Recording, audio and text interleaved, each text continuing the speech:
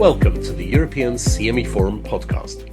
European CME Forum is a not-for-profit organisation that promotes multi-channel discussion on matters relating to European and global CME-CPD. Its journal is the PubMed-indexed open access peer-reviewed Journal of CME, or JCME. I'm Eugene Pozniak, Programme Director of European CME Forum. The 2025 JCME Special Collection is on the topic, The Value of CME-CPD. The guest editor is Stephen Kawczak, Co-Medical Director at the Centre for Continuing Education at the Cleveland Clinic. We present the first in a series of conversations between Stephen and members of the Special Collection Editorial Board. In today's episode, Stephen is in conversation with Jennifer Graebe, Senior Director, Nursing Continuing Professional Development and Joint Accreditation Program at the American Nurses Credentialing Center. The focus of today's episode is this year's special collection on the value of CME-CPD. Well, welcome to this Journal of CME conversation focusing on topics within the 2025 special collection. The goal of our collection this year is to highlight the tremendous value that continuing professional development and continuing education has to healthcare. It helps healthcare professionals improve, it helps organizations improve. And a major aspect of this involves education to improve interprofessional teamwork. We know that effective care, it necessitates effective teamwork. And we're fortunate to have an expert with us today, Dr. Jennifer Graebe, who's done a lot of fantastic work in this space. And I'm looking forward to conversing with her about this. So welcome, Jennifer. So first, just you're grateful that you've served as an editorial board member for the special collection. And could you tell us and listeners a little bit about yourself, your background experience?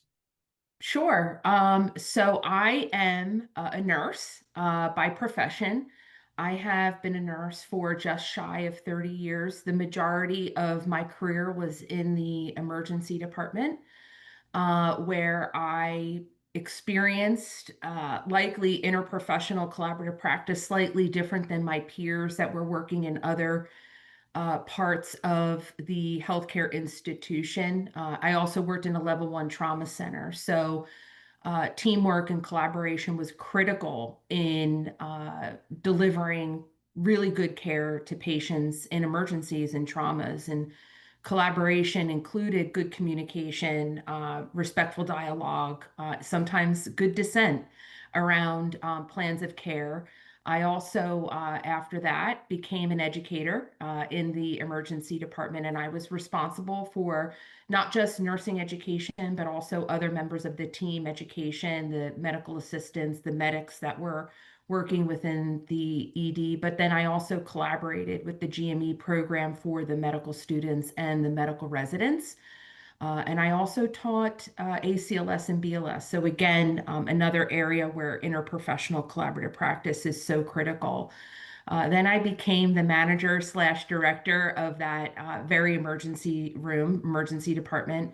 And then after that, I left and went to the American Nurses Credentialing Center, which is how I met you and was able to be a part of this great opportunity on the editorial board. And this is where probably the theory, well, first I identified that interprofessional collaborative practice was a real thing because it was cemented in theory and something that I don't think that practitioners can appreciate all the time when they're in the trenches of patient care, that what they're doing is actually based on research and rooted in theory and that it's been tested and that it is evidence-based practice. And really where I learned from leaders like Dr. Kathy Chappell, Kate Renier, Dr. Travalos on what the joint accreditation standards meant and have been a partner in that work for the last 10 years in their revision, well, their evolution really, and then their revision. And so right now, I continue to do that work not only on the joint accreditation side for interprofessional collaborative practice and education, but also for nursing continuing professional development.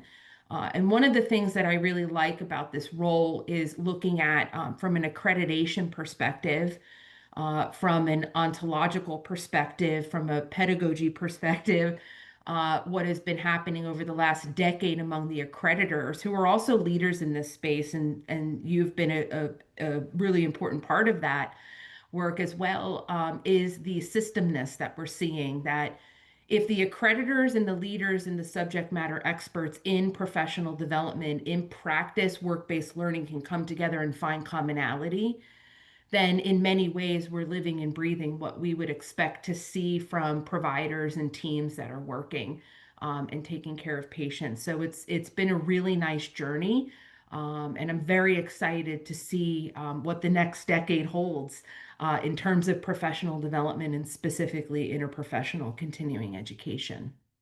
Well, that's fantastic, and what an amazing career you've built and experienced. And thanks for sharing a bit about how you lived this on the front lines of care, and then evolved into your role as an educator and now regulator of Mhm. education. And I think you touched on something about joint accreditation, and for those um, listening or watching this, joint accreditation, it was a movement probably about 15, 16 years ago, where some of the major accreditors in continuing education, the health professions, got together to really encourage and advocate for interprofessional continuing education through a united process.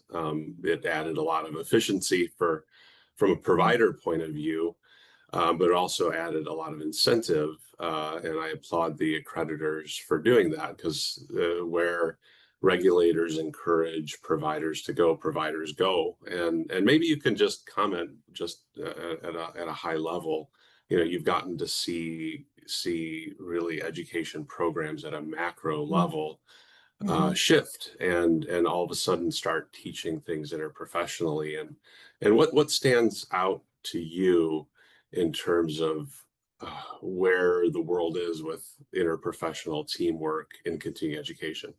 Yeah, I really appreciate that question. I think in general, it the shift has required not just the accreditors, but the providers literally to have a mind shift to approach education in the practice setting, which is often referred to as professional development, learning and development, to be more mindful and thoughtful about what's the end result, what are the outcomes that we hope to achieve, and from a servant really leadership perspective, that it's not about completing forms, it's not about files, it's not about accuracy in the narration of describing what a professional practice gap is, but it's really about that methodical, analytical, critical thinking approach to why is this education important?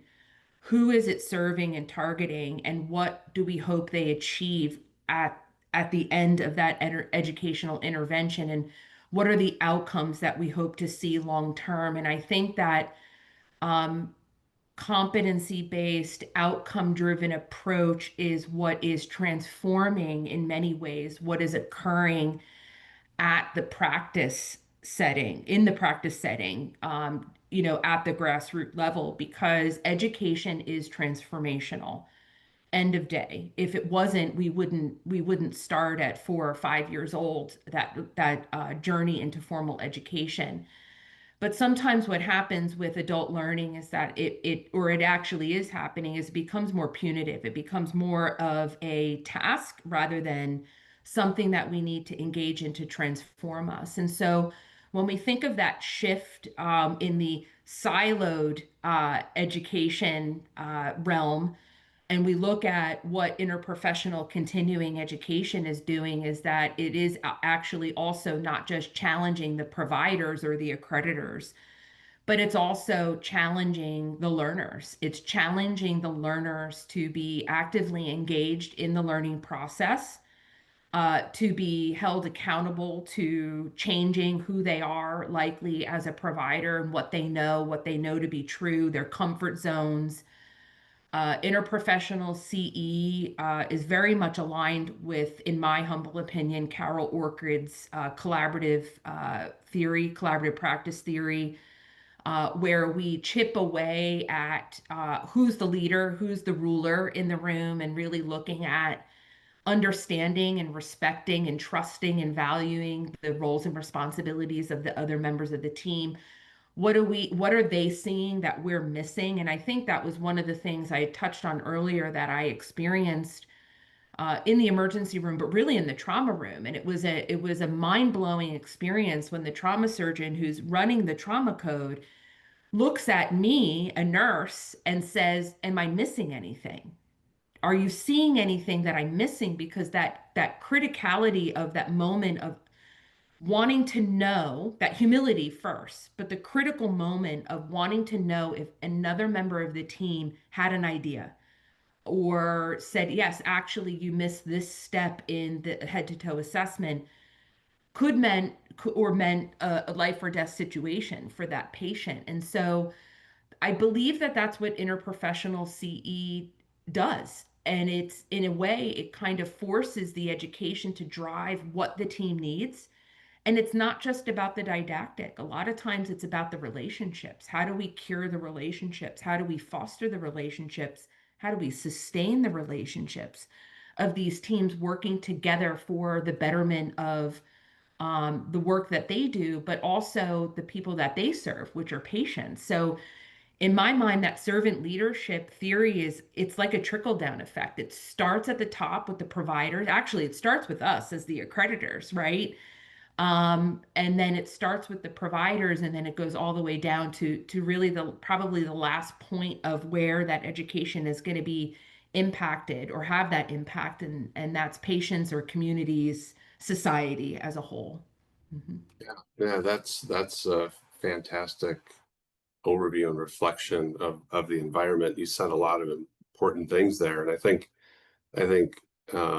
the encouragement and advancement and priority given to interprofessional continuing education, it really has challenged the environment. And you said something at the beginning of your comments that's really transformational, right? I mean, that's the best word. It's you've transformed continuing education and given Mhm. really a good priority, maybe an appropriate priority to Mhm. team-based continuing education. And I think that's important for us to remember, right? Teams always outperform individuals, Mhm. and all these health professions have grown up in siloed manners for good Mhm. reason. They need to get trained in their different health professions, but then they need to focus in practice on teamwork. And that's Right. what interprofessional continuing education does. I agree. And I think also when we think about what the teams are doing, their work is hard. Their work is very hard, but they're doing good work and they're doing the right work. And they have to put the time and the commitment and the rigor into taking care of patients in order to have the best possible outcome. And so I also look at interprofessional CE and professional development similarly, that this is not easy work. What providers of education do and why the accreditors have created guardrails around bias and influence, because it's not easy and there is rigor behind it and there must be a commitment. Someone recently said to me, it shouldn't be this hard to create an activity for 1 hour. We're not creating curriculum at the academic level. And I would argue that curriculum at the professional practice level requires far more rigor and commitment to quality and commitment to evaluating impact and outcomes, and particularly with team-based learning, than even on the academic side, because we have so many variables and forces that are pushing against providers that in the academic setting they don't have, right? There are brick walls around curriculum. There is no bias and influence, likely, right? There is no funding of industry in academic professional or academic learning. So I think when we look at it that way as well, and we look at it from the accreditor side, but also the provider side, and I sit in both worlds because I am a teacher as well. I am a facilitator of learning. That this shouldn't be easy. It should be challenging. It should be hard because it's the right thing to do for the people that we're serving. Yeah, yeah, and You're absolutely right. It's a good work. It's a hard work. And that I think is a good link back to what brought us to chat about this today, Jennifer, which is we're doing this special collection to shine a big spotlight on the value of continuing education as a field, right? It's Mhm. important that education and the work that we're doing is noted and shared and disseminated, the great outcomes that we have, Mhm. and spending time and encouraging those in our community to reflect, write, and research around interprofessional continuing education and share that is really important. So what advice would you give to prospective authors? Like, what would you think is really important that our literature has in it about interprofessional continuing education? Great question. I think that what I would say is brag. I believe a lot of times in this work, we're pretty humble. We don't, it's like, oh, yeah, we did this and we had great outcomes, but maybe it's not worth publication, or I'm not a good writer, or I've never published before. I think we have to be better at communicating, I'll use your word, disseminating the outcomes, because otherwise, people outside of our world and what these providers are doing to impact system outcomes, patient outcomes, team-based outcomes, if that work is not disseminated, no one knows it exists. And there are really great examples of how interprofessional CE, team-based learning, is impacting system goals, community outcomes, how it is improving. I just had a conversation with a group the other day around how their team-based professional development, IPCE, is improving the wellness and resilience of the people that are working within their organization. Things like that need to be disseminated. Yes, publication needs to be, articulate and clean, but I think just start writing and take a risk in submitting your publication, because I hope I can say this. I mean, I'm an editor for another journal. If if it doesn't meet the metric for publication, you will be given the opportunity to revise in some cases, or feedback for future resubmission. And so I think for all of us, this is also a learning opportunity where we can tap into our own professional development in terms of how do we become stronger at disseminating the good work that we're doing. Because again, I'm going to circle back to, if it's not in the literature, there's not going to be the evidence that other people need to be able to go on these learning journeys in improving teamwork and collaboration, because the evidence just won't be there. So I think take a risk and understand that dissemination is critical in supporting the work long term. That's part of the sustainability, and that's part of having your work become a larger part of the community of practice. I love it. I think that I think a listener needs to hear and be reminded the work you're doing is important and Yes. brag about it. I like how you Yes. put it, just brag about it. Just And brag. the mechanism we have to do that is journals. And I'm so grateful the Journal of CME is spending time wanting to collect this and share it. And we're going to have hopefully a whole bunch of brag stories. Yes. And to you, I love Maybe also love that's the what we should have encouragement. called the special edition, the brag stories. The brag stories, yeah, Yeah. because it could be a commentary around what Mhm. you're doing with really cool interprofessional activities, showcasing Mhm. outcomes could fit there. It could be a brief report, Right. and for those that have spent the time, it could be a research article too. So there's different article types Mhm. where one could take a look at the work they're doing and brag about it. So Yes. definitely appreciate that, Jennifer. And any other advice that you'd have for anyone listening, watching? In terms of submitting for the journal or just in general around Well, professional I development think or you IPC? touched on a lot. You touched Yeah. on how Hmm. interprofessional teamwork is really important, and educators play a big role in ensuring teamwork advances. So it could be what's next, what you encourage educators to do with interprofessional education or Hmm. submitting, right? I mean, ultimately we Yeah. want this to be bragged upon, but people do need to be reminded of the work. Yeah, absolutely. I think and this would be perhaps something that could likely be maybe a special edition in the future if we're thinking about evolving. I believe that in order for um CME, NCPD, IPCE, all of those things, learning and development in general to have a future. And that's really the solvency and the sustainability focus that I have is we also have to think about how else or in what other ways can learners use evidence of their learning. And I believe that even within the world of IPCE, there is opportunity to develop learning journeys and learning portfolios because I often think about if this work is truly team based, then there's a likelihood that we may have some unlicensed members of the team that are a part of interprofessional CE activities.